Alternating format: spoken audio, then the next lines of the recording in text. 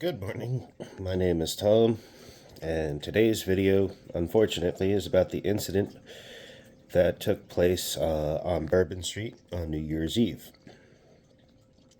It's been all over the news, and this is not an area where I have a whole lot of professional knowledge, so I wait until initial reports clean up because a lot of times they can be inaccurate.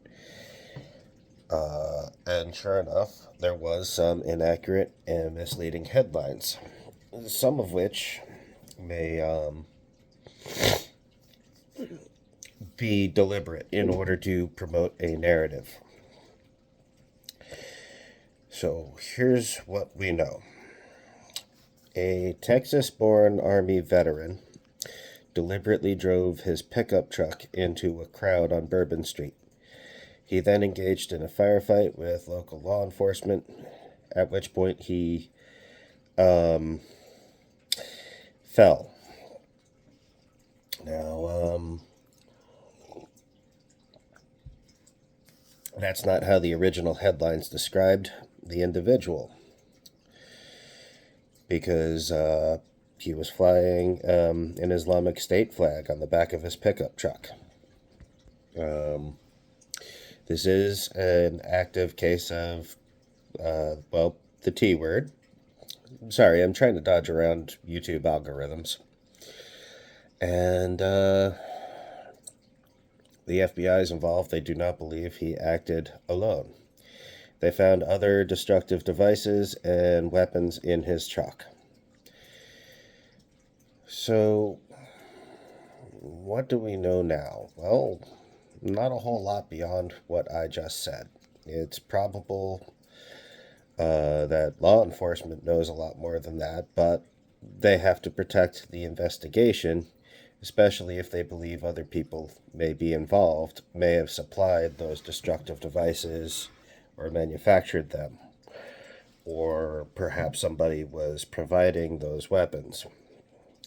After all, the guy came from Texas, where there's a lot of animosity towards regulation on destructive devices. What I find interesting about this is the way that flag elevates this beyond a lot of the other mass incidents that we have in the U.S. I was just reading another news story that was kind of buried about a Virginia man who is not at all connected to the Islamic State. But they arrested him, and they found and were forced to detonate on scene more than 150 things that go boom that he manufactured in his home. They were cylindrical in shape, 2 layers with ball bearings between the compound and their intended target. And he even had a vest with a bunch of those tubes packed into the vest. But it didn't have that scary word attached to it, so it didn't, grab headlines.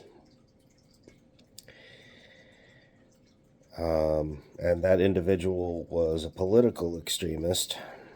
He did not have a connection to the Islamic religion, though.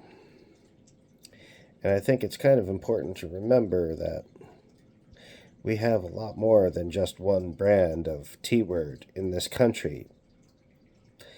We used to understand this, and we used to treat them all the same for a little while, but